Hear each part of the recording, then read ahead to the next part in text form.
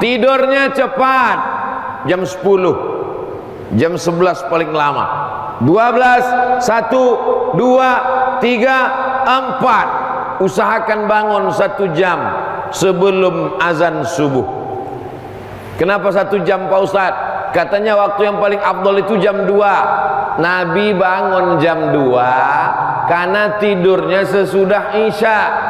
Isya jam 8, 9, 10, 11, 12, 1, 2. Makruh hukumnya cerita setelah sholat Isya. Habis sholat Isya tidur langsung. Orang sekarang payah tidur cepat. Kenapa? Karena sesudah Isya itulah drakor keluar. Setelah Isya itulah box office muncul. Setelah Isya itu pula lah Manchester United, Liverpool dan Bapak Ibu yang tahu itu. Maka setelah Isya orang tak tidur. Jadi kalau begitu bagaimana? Kita setel, jangan sampai tidak bangun sama sekali. Seminim-minimnya sejam sebelum azan subuh terbangun.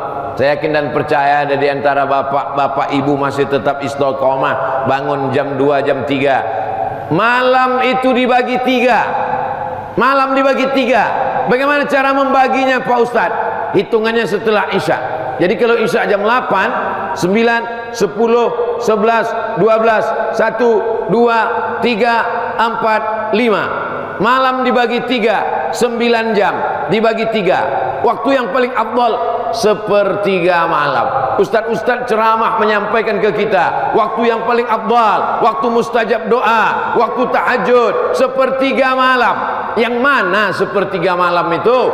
8 sholat Isya, 5 sholat subuh.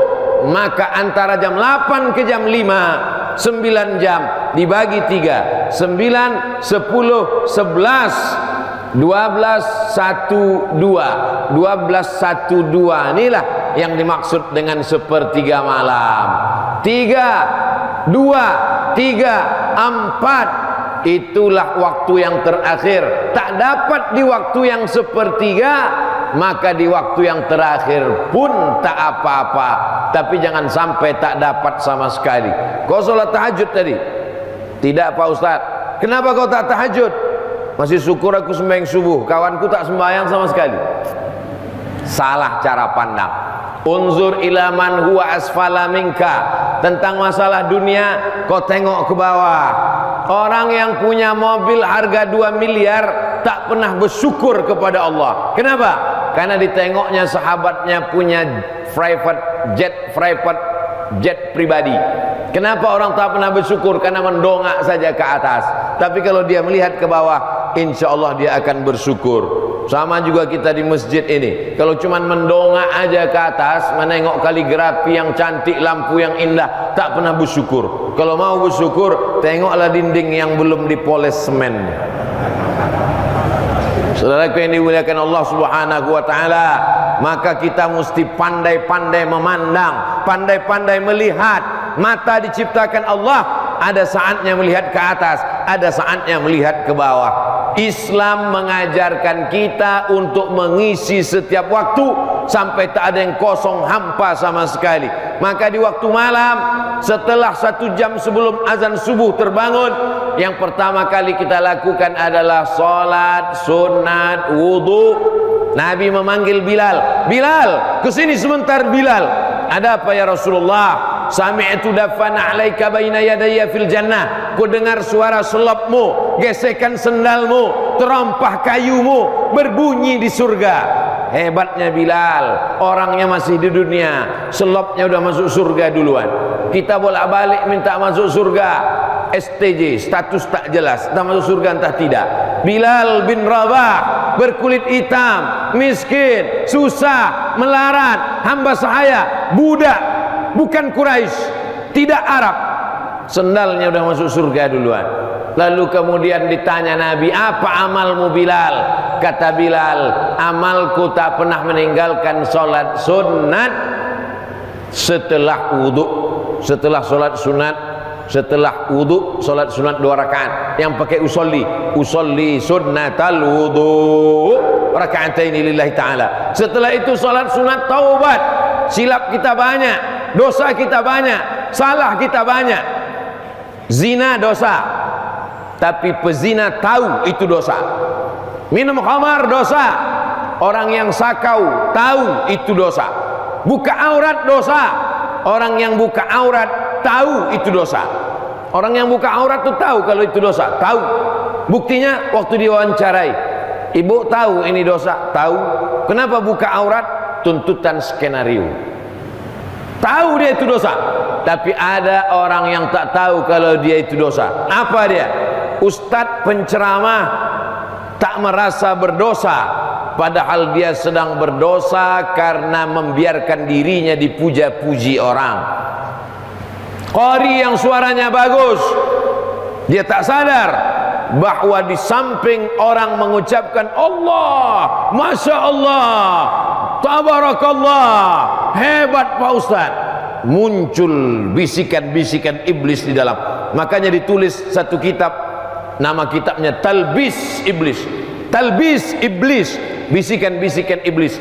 Banyak orang yang merasa tak berdosa padahal dia sedang berdosa. Jadi kita mesti pandai memandang ke dalam di samping memandang keluar. Pandang-pandang ke dalam. Jangan-jangan aku sudah mati karena pujian. Pandang-pandang ke dalam. Jangan-jangan hati sudah gelap karena popularitas. Pandang-pandang ke dalam. Jangan-jangan aku sudah mabuk dengan jamaah dan lain sebagainya. Saya seringkali berceramah itu tidak semuanya untuk jamaah, tapi sebagiannya juga untuk hati saya, untuk kolbu saya, untuk otak saya, untuk diri saya. Saya ceramahi diri saya sendiri di depan orang banyak untuk menyadarkan diri kita. Doakan Ustaz Abdul Somad supaya mati dalam keadaan husnul khatimah. Jangan sekarang, masih ada jadwal beberapa hari lagi. Saya hari Kamis baru meninggalkan Sumatera Utara. Bapak Ibu yang dimuliakan Allah Subhanahu wa taala, setelah salat sunat taubat barulah salat sunat tahajud. Habis tahajud salat sunat hajat. Kenapa hajatnya di ujung? Hajat kita di ujung. Hajat kita nanti sama seperti kita bertamu ke rumah orang, minta doa kepada para ulama. Jumpa dulu, salam dulu, kalam dulu, tanya apa kabar dulu. Setelah itu barulah hajat kita sampaikan. Takkan mungkin kita jumpa langsung hajat aja kita minta. Salat sunat wudu dulu, salat sunat taubat dulu, salat sunat tahajud dulu. Habis itu barulah salat sunat hajat, ditutup dengan witir. Witir 3 rakaat. 2 rakaat tambah 1 bagus. Sesikit-sikitnya witir 1 rakaat. Tapi biasa di tempat kita 3 rakaat. 3 rakaat 1 salam bagus. Tidak pakai tasawuf awal supaya beda dia dengan solat maghrib, supaya tak sama antara solat sunat dengan solat yang fardu. Ini yang Ustaz ceramahkan ini udah Ustaz buat atau belum? Solat sunat wudu, solat sunat taubat, solat sunat tahajud. Ini udah Ustaz lakukan atau Ustaz ceramah aja? Udah saya buat duluan tadi. Bangun tadi jam 4 karena tadi malam sampai dari Pekanbaru, ceramah di UISU Fakultas Pertanian, bersilaturahim, jumpa kawan-kawan sahabat, malam baru tidur. Maka tadi terbangun baru jam 4. Jam 4 di Sumatera Utara itu masih 1 jam lagi menjelang subuh. Kalau ceramah ini didengar oleh saudara kita yang ada di timur Indonesia, tak bisa dipakai jam Sumatera Utara ini di timur, karena mereka sudah sholat subuh sejam yang lalu.